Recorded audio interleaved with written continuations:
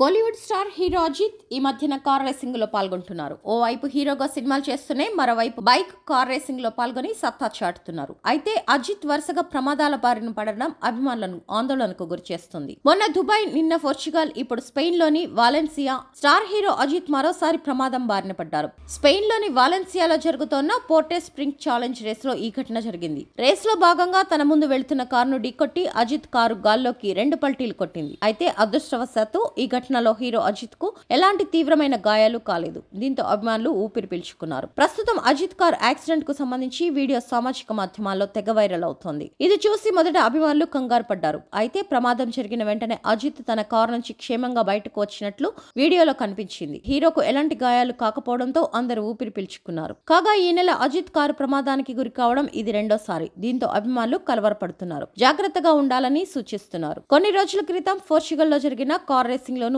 Ajit car ప్రమాదానికి గురైంది. అక్కడ ప్రాక్టీస్ చేస్తుండగా ఊహించని విధంగా మళ్లీ కార్ యాక్సిడెంట్ అయింది. రేస్ మొదలు కాకముందే ప్రాక్టీస్ లో బ్రేక్ ఫెయిల్ అవడంతో యాక్సిడెంట్ అయింది. అదృష్టవశాత్తు అజిత్ కు ఏమీ కాలేదు. ఈ రేస్ నుంచి తప్పుకుంటున్నట్లు చెప్పి తర్వాత మళ్లీ పాల్గొన్నాడు అజిత్. పోటీల్లో ఏకంగా 3వ స్థానంలో నిలిచి అందరినీ ఆశ్చర్యపరిచారు. అంతకుముందు దుబాయ్ రేసింగ్ ఈవెంట్ లోనూ అజిత్ కారుకు యాక్సిడెంట్ అయింది.